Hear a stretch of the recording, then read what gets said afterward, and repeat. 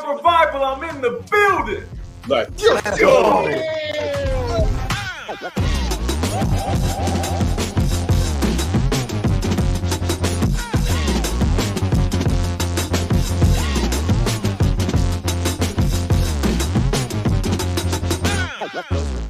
Live with the Revival. Let's go. Let's go. Y'all know what this is. Peace and blessings. It is your boy, Eli Rax, a.k.a. Vibes, and welcome to New York Revival, where it's not just sports, it's entertainment. And I'm here with my brother, man. You guys know who he is, and that's Mr. Glass Half Full of Nets. Speed, you nasty. Ooh, that's really freaky on a Freaky Friday. Let's go. Let's go, E. And of course, man, our brother El Jefe couldn't make it today, but shout out to you. Yes, you, the revivalist in the chat. If you want X, hit that heart and that repost button for us. Don't forget to hit that notification bell and follow. And if you're on YouTube, man, subscribe, hit that like button. And we do appreciate all the support. Don't forget we're on Spotify and iTunes as well, guys. We are all over the place. You cannot freaking miss us at this point. You can't get away from us. Can't get away from us. Man. There we go. That's what I'm about to say. Cannot get away from us. All right. So go on all the platforms, guys, and support us there if you can. But so much to talk about. Speed. The Jordan Raanan article for ESPN came out today. A lot to chew on, Speed. A lot to chew on. Not There's only true, and it's you kind of look at this season and you go, I get it. I get it a little bit. Then you got to understand why some of the offseason acquisitions happened, why they moved on for certain players. You kind of start to understand it of what happened with the Giants as far as inside that locker room and what you can probably – we're going to try to guess what we're looking for going forward. But shout out to Jordan Raanan, man. Not only that, Speed, I'm going to tell you this right now. With quotes like they move like they're I'm sorry, let me get this right because I want to get this quote right. Yeah, we got it. They make moves off Twitter. A league source with knowledge told the Giants that in the Giants in a circle there. But with stuff like that, you kind of go, man, when we say move Izudu to guard and he does it, is he moving off Twitter? It kind of feels like it. I don't know what factions of Twitter though they're listening to because it's the wrong ones. Because every move, it's the wrong one. Who are you listening to? Because the fact that they moved him to tackle, and then it was like, man, we're gonna move him to tackle. We're gonna figure this out as far as tackle. Then they finally move him to guard. Then they move him to the bench. Who knows? But I'll tell you this, man. Who are they listening to? No conviction whatsoever in any of their decisions. That's part of the problem. This stuff scares me, Speed. It scares me. And I just want to get your thoughts on this article first, and then we're going to break down some of these quotes here, and let's go from there, man. The Giants are a complete disaster. It's just like, we thought, it's the end of the season. They can't hurt us anymore, right? Like, we thought we were going to, we saw the worst of it. But every freaking day, every week that goes by, there's something new that comes out, something more scathing than the last. Like, it's just like they can't, every time we think we hit rock bottom, we keep going further and further down. Shane is brought back. It seems like him and Daboll are a lock, and then it seems like Raanan's had this in the holster, thinking that he probably going to get fired. And then they came back, and he's like, "Well, I got all this juicy information. Let's just let it rip." And 20 players spoke.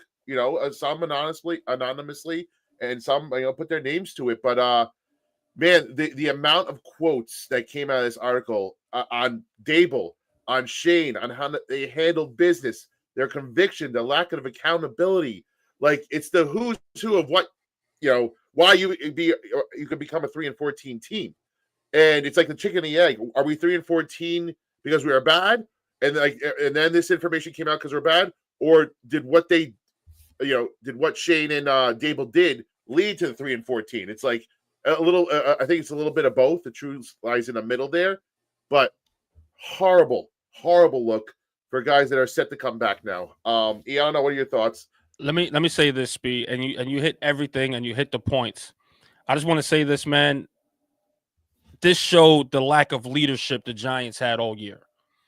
While you lose people such as Saquon Barkley, while you lose people such as Xavier McKinney, not saying he was a big leadership, but he was a captain, I believe, at one point. Sure. But when you lose guys like that, the locker room goes to one person, and that's the head coach. And the head coach is sitting there, according to this article, is breaking down film on their effort as far as what their effort looks like on the field. Talking about, hey, no, you guys wasn't soft. It wasn't even in preparation of the next team that was coming up. It was literally just a film breakdown of how you guys didn't play soft and you guys gave it all you got. Yeah. All right, I get that. But what about the execution for the next team that's coming up? Where, quote, a player goes, man, this is unusual. We've never seen anything like this. Yep. As far as the Giants organization or coaching staff preparing or game planning for the next game, it's embarrassing. So this shows the Giants are lacking the leadership they need to turn this thing around. And I'm going to say this, Spee. I'm going to take a guess here. I think the Giants are still a dumpster fire. And there's going to be more coming out. And I'm just guessing, guys. Don't quote me on this. I'm just guessing. Conspiracy theory, Eli. Just guessing. I think you're going to see more. I think you're going to, I think Mike Kafka wants out. I think Kafka's like, you know what? I don't want to be. And what's happened with Bowen? What's happening with Bowen? Like, why are they fired him yet? I think Bowen might be there because Kafka's going to be like, I want out. Because don't forget, last year Kafka wanted out, and they wound up giving him more money and enticing him with assistant coaching head coach title just to keep him there because of the Wink Martindale situation was terrible. I'm telling you right now, stuff like this will make other things happen and other domino effects. Oh yeah. I'm telling you right now, I'm predicting this right here. You guys clip this, save this. I think Mike Kafka is going to be out of there. I'm just guessing. If it gets worse, what happens? Like, do you still just ride? I mean, it's going to get too late. Like, these GMs are like, is there still a chance like more bad information come out and Mara just like flips and says like, hey, I can't keep them anymore, or are they stuck with them no matter what this year? No, because here's the thing, Spee. It's easy to spin it of like, well, hey, we got to make the upgrade because the offense was terrible, so we got to go make the upgrade. But now, you want to know? Let's put the two together. As far as like, say if they do draft Cam Ward, the rumor had it was that their offensive coordinator from that school from Miami was supposed to go with him. So all of this is starting to come full circle here, Spee. It's all starting to come full circle. If I guess this right and Kafka gets the hell out of here and we draft a Cam Ward and you see the offensive coordinator coming, you might see Pat Shermer come with Shador. I'm telling you, we'll see how this domino falls, but all this is starting to come full circle. I'm just guessing here. I'm just a guy putting puzzles together. I'm just a guy that's trying to put puzzles together. Yeah, that's. I mean, some of the things that came out. Let me read you some of the juicy quotes, man. And again, shout out to Raanan for putting this out. But it's some of the an offensive player says it's like your only option is to blindly trust, and having faith in Schoen and Daboll. Like, are you kidding me? Like, the locker room, a guy in the locker room saying blind trust because they don't know what's going on. And another guy says, another offensive player, all you want in this league is the truth in terms of communication. And, there was lack of communication on several fronts. Azuda was just one of them, being jerked around the whole time. How many other players, did we see the lock situation? DeVito took over the starting QB spot when Jones was cut. And then Locke's like, what the hell did I sign here for? Isaiah Simmons, week one, was never used. He was under the impression he was going to get big snaps. That's what he was told, And then it's later in the article, it said when you needed those players, they were checked out because, they had no clue. Do you like me? Do you not like me? Do they believe in me? Or there's any trust? It's just you couldn't get a straight answer on what the game plan was, or what is wrong. It just everything that 101 of what you shouldn't be doing as a coach and a GM. That's what we've seen in this. And again, a lot of it is because we're 3-14. This doesn't come out if we're 7-10 or 8. It doesn't come out. It just, when you're losing, there's a lot of bad players, there's a lot of bad coaching, there's a lot of bad GMing. It's all encompassing. And this is the kind of articles that hit. But what I will say in terms of Schoen, and again, we know that everybody hates Schoen. It seems like they don't like Schoen, but not many GMs are liked when it comes down. So I gotta say this too. There's like, GMs make the hard decisions. They have say on who gets paid, who doesn't get paid, and who gets cut. It's a cold business. So not many GMs out there are liked. So I will say that in terms of the McLeod stuff, I think what he said and what was caught and what is now gone on to other agents. What he said to McLeod about, and I'll read you the exact quote. Shane told McLeod's representative, which is, I believe, McLeod's brother. He said, "Don't pay October's rent. All right. As soon as I can replace him, I'm going to replace him. I'm not fucking around." That's, it's cold. It's cold business, bro. And McLeod was liked in that locker room, apparently. And again, it's McLeod. Let's not make a huge, a huge deal. I think what this happens in almost every organization, every fact of life in the NFL. It's a hard, cold business. But when that kind of information gets out, and listen, bad look. Absolutely. And I don't want to say like it's McLeod. We gloss over the fact. It's just, why go to that extreme? And again, for $1 million talk like this. They probably talk like this throughout the entire league. And we just got a little bit of tidbits here of what's going on. And trust me, nobody leaks this type of stuff unless they hate your guts. Let's be honest here. Nobody's leaking anything unless they hate your guts. So this shows you the character of what Joe Schoen is. He seems like Dave Gettleman 2.0 to me. When Gettleman had the reputation around the league, wasn't a player GM. He look what he did to Steve Smith in Carolina. This looks like Dave Gettleman 2.0 with the nice friendly smile going on here with Joe Schoen. So let me make this clear, man. I don't want to gloss over to say, hey, that is McLeod. It's just you don't do that to certain people.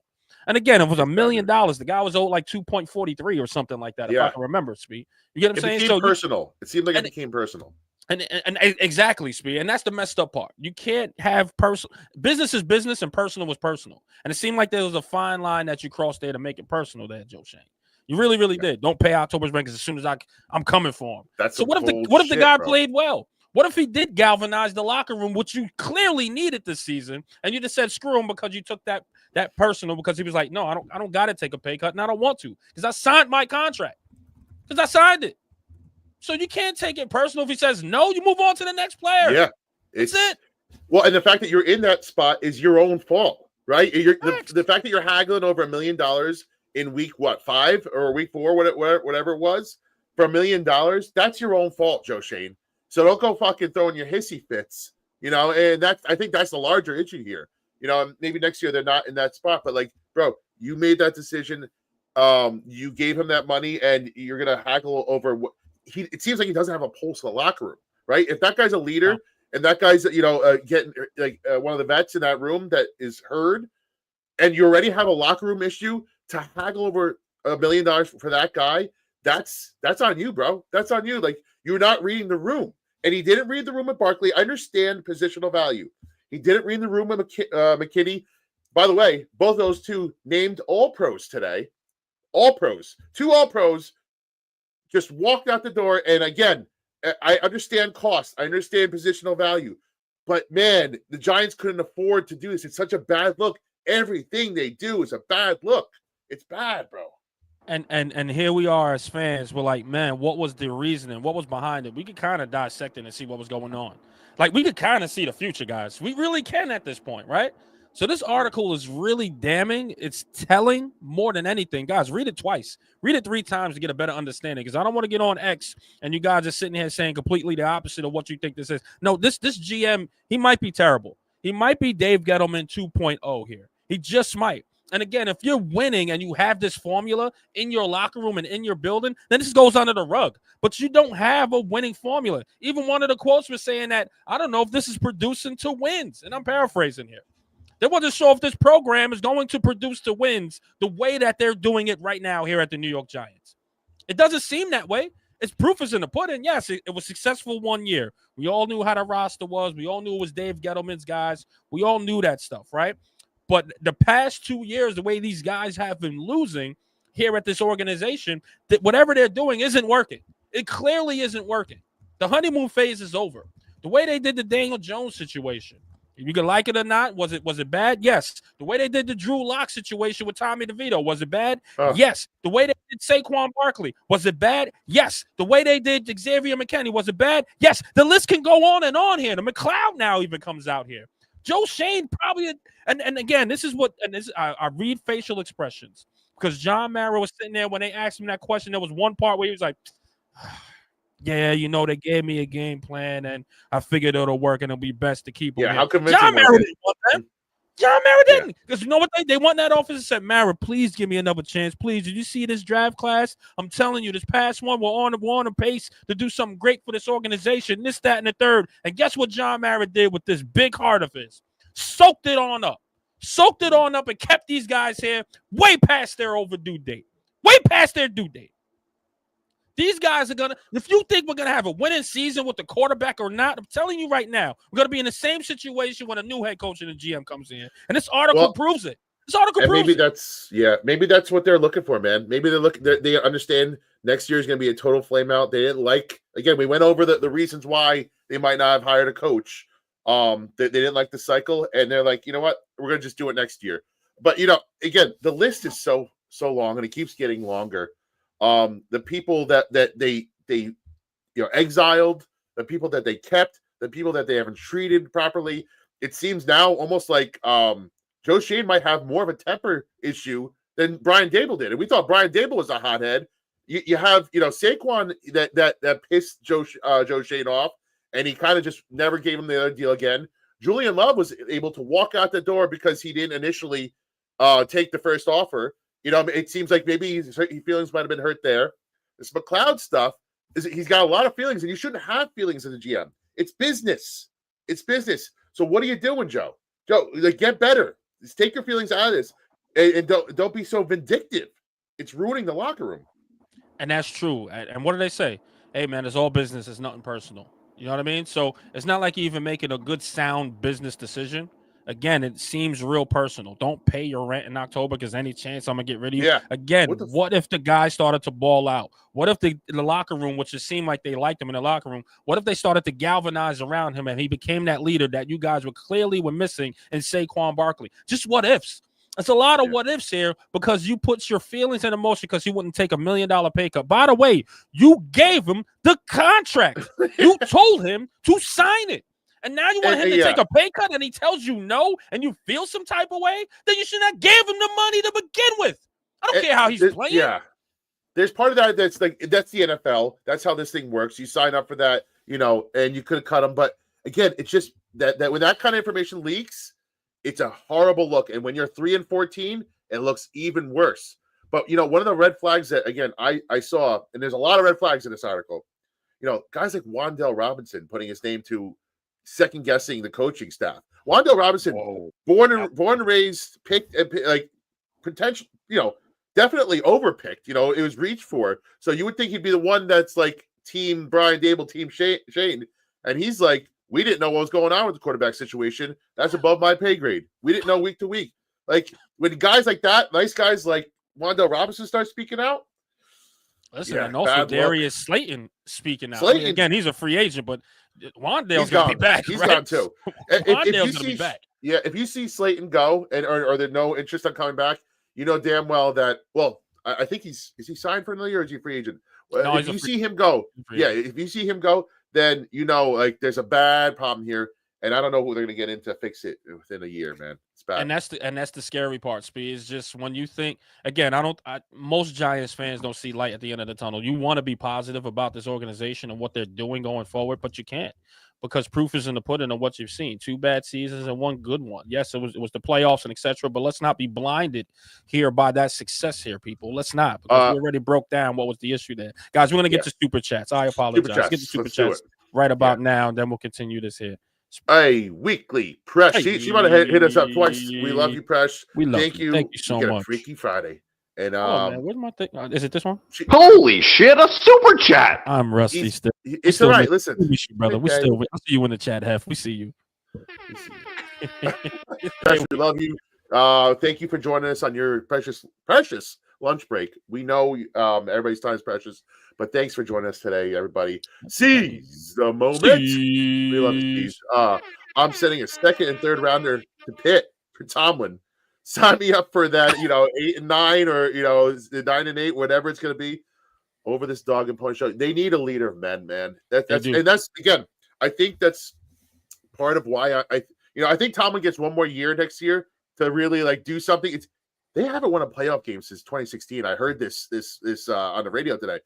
It's been a long time since Pittsburgh is, and I know they've not been bad in a long time too, but to be over 500 that many years and to not have a playoff win in almost a decade now, that's that'll get you fired. Yeah. You start to wonder. You don't wonder anymore why these Pittsburgh fans are starting to really call for Tomlin's head. And I think he's a great coach. I just think he needs a change of scenery. And what a great place to come, other than New Jersey. Come here. Come over here, Tom. We'll take and the Maras, and the they're cousins. The They'll Rudies, figure it out. They got to figure that shit out. Word. But we'd love to take them off your hands, Pittsburgh. Please come here and save us, Tomlin. Please. We're begging for 500. That's how bad we've been.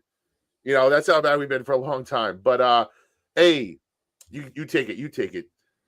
Like hold on. Hit that like a retweet, man. Yeah, keep going. I just want to put headphones. Hey, John. Thank you for the super chat, John. Mr. Glass, we're in the same situation as the Rangers, man. Drury and Schoen are on the same level and both incompetent owners. I mean, I was just talking about. I tweeted it today. Like right now, it's just dark times. It's dark times for me. As a Ranger and Giant, both of us as Ranger and Giant fans. We have owners that want to win but don't know how to run a good organization. We have GMs that are given mandates to they have to win with the wrong players. No development on either side. The Rangers were at least close, but now they look like they have to retool again. Like, and that's scary. Like that's like, do you see? I mean, again, Shesterkin, I believe, is out for this season, right? If I'm not mistaken, he's back. He just came back. He's all right. He's all right. Last time I checked, because again, I'm not checking anymore because they're fucking losing. But it's just how it just crashed all of a sudden. But Speed, you actually that's said all it takes. The coach that came in here, you was like, dude, he'll have one hot season, he'll fall off the rest. I think you said that came in here. So you called it. You called it, man. A couple years back or a year back, you called it, bro. Here we are. Hey, we are. Listen, Greg, again for the top rope. Always coming through for us. Appreciate you, Greg. Revivalist of the month, by the way. It was unanimous. Revivalist of the month. Revivalist of the month. For me, it's not just the losses, but how they lost and how embarrassing that's been, and that shouldn't be enough to fight for a change by ownership. Again, I'll say it. There really is no real good reason. And again, we just read the quote from some of the offensive players. They were surprised that Daboll was back. They're, and Shane, and it seems like they're just like stopgaps. They're almost stopgaps until next head coaching cycle, right? That's what it feels like. And they said that. They said they were shocked. However, they understood it because they said that he is a player's coach. Like they understood that he, any issues, they go up to him. He'll try to rectify it. He listens to them and etc. But it's kind of like here's the thing. You can't say you're shocked, but yet you get it. I mean, I don't get it. I can't say I'm shocked. I don't get it. Listen, we were rooting for Daboll to stay here because we didn't want freaking Mara to, get rid of him and then keep Joe Schoen. So we was like, keep both. Half measure, right? Don't half-ass it because we've seen what we did before. So for a player to go, hey, I'm shocked, but at the same time, I get it. It's like, man, really? Do you get it? Is he really the guy or not? And again, I'm a Daboll fan. I'm like, man, I don't think he has good grips of this here. It's scary. It's blind trust. Right. And that's what they said. It's blind trust at this point. And as fans, like, how do we trust that? Like, we got to go into this season blind, and it's just scary.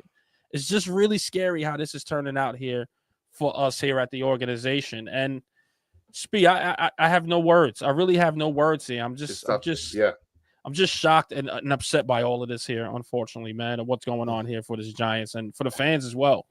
Like, we've been through too much, and some more is coming out. And I'm telling you, I'm predicting this right now. There's going to be more. You guys already know we wanted of what I said. Clip it. There's going to be more. There's going to be more. No doubt in my mind. How much more can we take, dude? How much more can we take as Giant fans? How are we going to sell this next year? How are you going to sell, fans on coming to the stadium? Like, what are you going to say as Mara, as Shane, as Daboll, trust in us in our plan going forward? I don't know what they could do over the next couple of weeks. It's going to just be such a huge, massive overhaul that I don't know if they can come back from it. I don't know. Hey, one more super chat, John. Hit us back again. I appreciate you, John. We'll get the air horns for you. Listen, wouldn't be shocked if the NFL steps in sooner or later, like they did in '79 with George Young, because it's New York Giants. I agree, but here's the thing.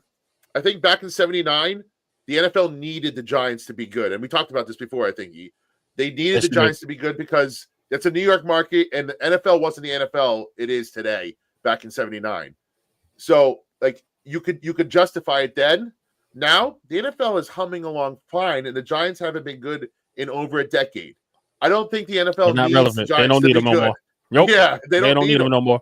Kansas Yeah. City outlapped the Giants, and I'm not talking about as far as what they ranked in financially, because we always know the Giants is in the top 5, top 10 when it comes to that, and the New England Patriots and all that. That's different. But I'm talking about relevancy. The Kansas City Chiefs, which is Kansas City's like this rural town, like it's in the sticks or something, right? So Yeah. The fact that Kansas City is more live and lit than the Giants are, and they're in New York City, the biggest one market in the world, that should tell you something, man. They don't need the Giants no more. They just need Seattle won a Super Bowl those 2 years, and they were more relevant than the Giants at some point. You know what I'm saying? Yeah, they don't need it. They don't. On. Yeah, I mean, Freaking, you I agree. go right now to what the Bengals country. The Bengals country. You go to since you go to Cincy, they're more live than it. Nobody needs these pristine teams no more. No, they got LA now. They got Las Vegas now. You mean New York City? New York City though. That's just the icing on the cake. If New York City, you're right. It's good for ratings, but again, the NFL is a rating monster right now. They don't need us like they used to, So that's why. Listen, I wish you were right, John. I wish you were right, because I wish the NFL would step in and relieve Mara of his duties or take over and do whatever. But why not? Why wouldn't they do that for the Jets then? The Jets have just as bad ownership, if not worse, than the Giants. You can step in there. Where do you draw the line? You step into Jacksonville. Step into Las Vegas, that's where I don't know where you draw the line. But he said start the planes in the preseason already. He's like, screw this shit. I'm with it, C's. I think we're gonna have to, man. I'm telling you right now. But guys, I just want to say this too, because I could go over this article all day and be upset. Yeah, I think of course we had the Orange Bowl. We had the Orange Bowl. Spiro here. You guys saw us Tuesday night. How I was like, Spiro, you're crazy, and he was like, yo, E, I'm telling you, watch this game, and I'm like, okay. I'm gonna watch this thing. Hold on, Speed. I'm sorry. Let me get my little thing off here. Pause. Let me get off here. Pause. All right. Let me figure this out here. Hold up. Okay. And Spiro goes, "Hey, man. Hey, dude. This game. Hey, dude. Hey, dude. Gotta watch this game here, dude. I'm telling you, bruh. Alar, man. Drew Alar." And I'm like, Allah, assalamu alaikum. No, Allah. I'm telling you. Allah. He's like, no, it's not Allah, it's Allah. I'm like, all right, I'll watch him, Speed. But that whole Tuesday show, I was like, Spiro's out his goddamn mind. This kid is slow. This kid doesn't process well. His arm is decent at best. Then Thursday comes, Speed. I watched the game for you. By the second quarter, I went to bed. Your mind was made up. I was wondering why you stopped texting me. Oh, I stopped texting you, Speed, because I had to go to bed. I had work the next day, Speed, at 3 a.m., and I was like, Spiro kept me up for this? It was a great game, though. It was a great game. Oh, yeah, for sure. The way Notre Dame came back, absolutely. But I'll tell you this, Speed. I said, my eyes and my peepers, I may, spend a good amount of money for my peepers here.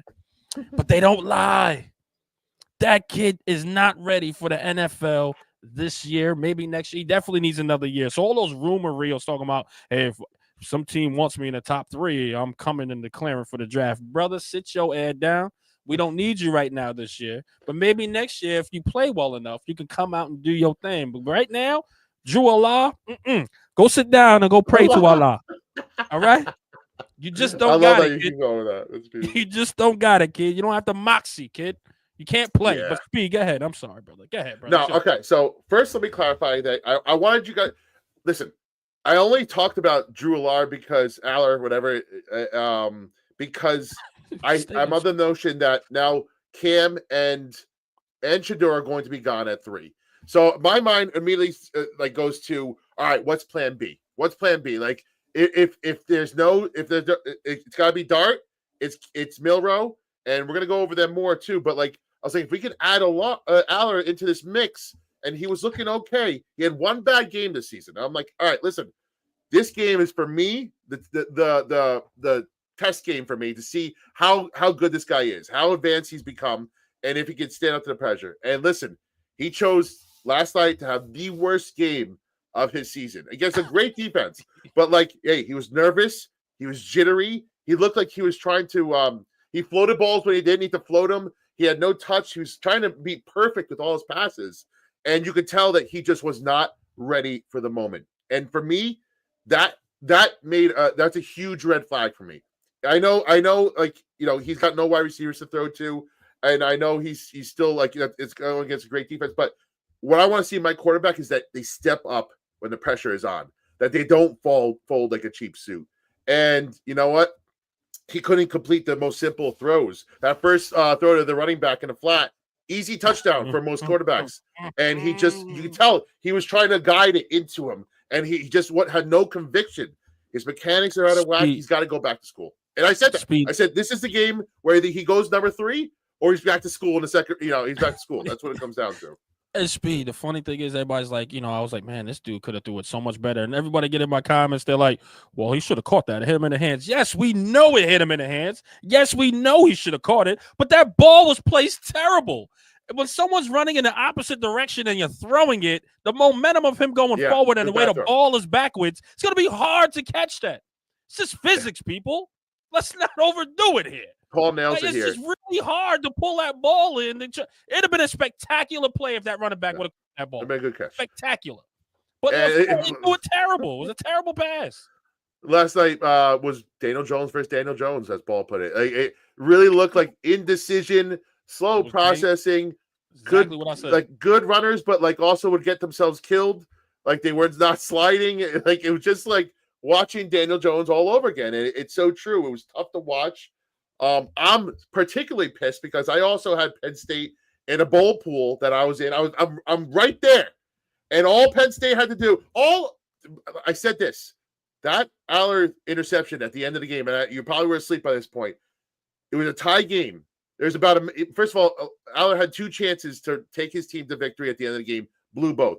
But with a minute left, they had the ball with 2 timeouts. All this kid had to do was either, not turn the ball over, or lead your team down the field. And this kid rolls out to the right, nobody's open. Rolls out to the left, nobody's open. Throws across the field into the middle of the field with a minute left. All you had to do was take a sack or throw it away. The only thing you couldn't do was throw an interception there, and he cost his team a game. And that kind of decision, I can't wrap my head around. It was one of the worst plays in a pressure situation. And it wasn't that he was down. He could have just taken a sack and we're going to overtime. All you have to do. He ain't ready. It was so bad. No, he ain't ready. He ain't ready, man. And listen, and Speed, you're usually on the money. I want to make this clear. This wasn't my guy. This wasn't my guy. I want to preface this. No, it wasn't. If you guys go check the clip out, if you watched last Tuesday's show, you'll get the whole thing of it. I'm trolling Speed on X. But I tell you, he was just following the rumor trail, and boy, that rumor needs to go right back to wherever it came from. Terrible play. And I don't think he's a good quarterback as of right now. Maybe next year he can convince me. But we're going to go through all of that stuff, guys. We're going to go through the quarterback because next week or next Tuesday, right? This Tuesday? Yeah, this Tuesday. We're going to break down. Me and Speed's going to debate our favorite quarterbacks here and which one would you take. And we're going to have the comments going there by the time we're done explaining it to you guys. But go ahead, man. Real quick. You saw what our boy Carter did. Abdul Carter. What do you think about that dude at number 3, man? Because he looked, and this guy was playing compromise, sprained MC joint, and in the middle of the game, a lineman purposely jumped on him and hurt it even more. And this guy just did nothing but ball out again. What do you think about him? Is he too light for you? Is he the guy? What do you think? I'm gonna be honest with you, and of course we gotta wait for the combine, all this stuff, guys. But his stock is on the rise to me. You want to talk about pit bull. You want to talk about the grit, the speed, the agility. Just watching firsthand at a glance, that's my favorite Speed as far as defensive player. That is one of my favorites right now. It's going to be a big conversation. It makes me like, honestly, man. After that, I was like, oh, I didn't do enough. I didn't do enough to see. Like, I like what I saw. And again, those type of games, the Orange Bowl, etc. See, all those games. those are make or break you. And man, his stock is on a rise. Oh, and we've already passed on one number 11 from Penn Yes, State, we like people in the chat are did. saying. So it kind of makes you say, "Hey, can you get a game changer like that?" And listen, it came out today. Kayvon Thibodeau, get out of here. Make room. Yeah, Make room, Kayvon. Give up your locker for this kid. Hey, listen, and it came out today. Deshaun Watson re-tears his Achilles, so it seems like a slam. Yeah, oh yeah. So it seems like a slam. So he's done. They need two quarterbacks. So they're going quarterback at number 2. You have to think that that's the case. So now we got to really start doing our homework on these defensive players, because it seems like that's going to be the play going forward. I just want to shout this man out to Brooklyn. I don't know if Boricua. There it is. Boricua. I should have said that. Man, yes, Puerto Rico, bro. You should I know. I screwed up. Boricua. No, I'm messing with you. Don't do that. I'm kidding. But no, yes. Do some footage, man. Do some film study. I liked what I saw initially yesterday.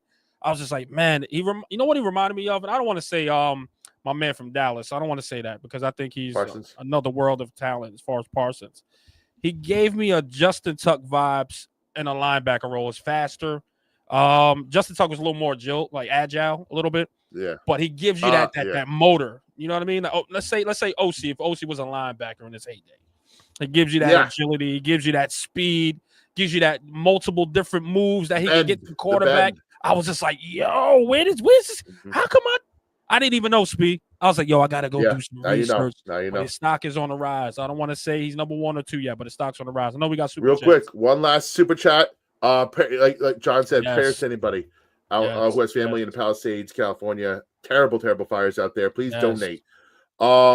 He's right. Please donate. Regards to the draft, if we can't get Ward, just don't draft the QB at all. And leave that up to the GM and head coach. Hey, we're starting to lean that way, man. We're starting to lean that way. I say that. Fix the defense. It's funny you said that, Speed. You said that to me today, and let the viewers know. But you said that to me today. You was like, dude, I'm just not sure if I'm gonna take any other quarterback in this draft if we can't get to those 2.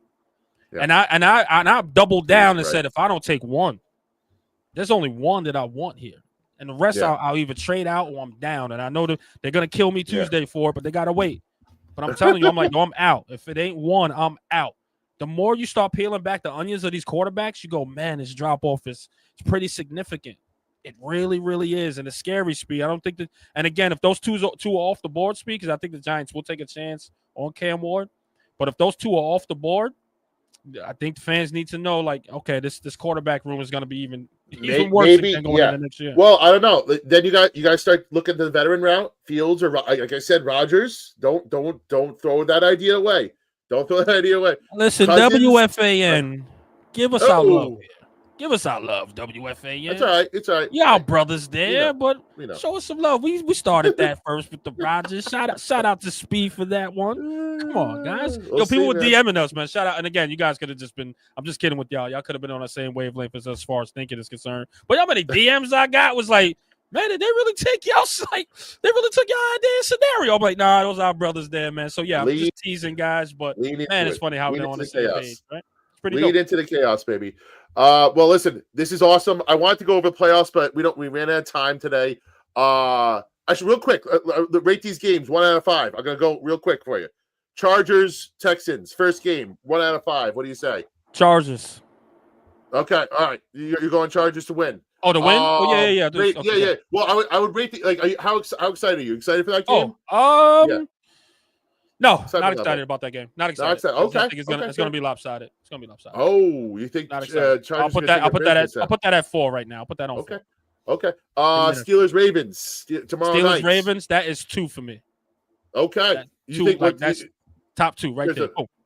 Okay. I'm ranking them. So we got 4 and 2. Okay, you're putting it. Okay. Yeah, I got what you're saying now. Cool. You said out of 5. So all right. Broncos Bills. Where you putting that? 5. Yeah, you don't give a shit. You think Broncos gonna get run out of gym? Okay, done. Okay, what about Eagles? Packers. Eagles Packers. Ooh, 3. Put that at 3. Okay, damn, that's only default. It's only default. Number 1. Well, we got 2 more, so we got Mark 6. Commanders Bucks. What do you put? That's number 1. That's number 1. That's number 1. That's number 1 because they're both kind of evenly matched, so it should be a good one. Yeah, should be a good one. And then last one is Vikings versus the Rams. Sneaky 6. watch the Rams. Yeah, but sneaky watch the Rams there. I think it might be a fun back and forth contest. I'm telling you. Watch a lot of points because there's 4 good wide receivers in that game. You got Stafford versus Darnold. Let's see what Darnold's got. Let's see if Daniel Jones gets in and gets a touchdown. I'm telling you right now, we called it. If he gets a touchdown, we called it here in Revival. I'm telling you right now, and it's coming. We're usually on point too, but guys, we're gonna be on it. We're going to be on it. Don't forget this Tuesday, 8:30, man. We're on Spotify. We're on iTunes. Don't forget to hit that like button and subscribe to the YouTube. If you're on X, please hit the follow button and the notification bell. When we go live, you'll know. And hit that like and repost button, guys. It's Mr. Glass Handful. It's your boy, Eli Rex, a.k.a. Vibes, signing off. And see you guys on the next one. Peace and blessings. New York Revival, I'm in the building. Let's go.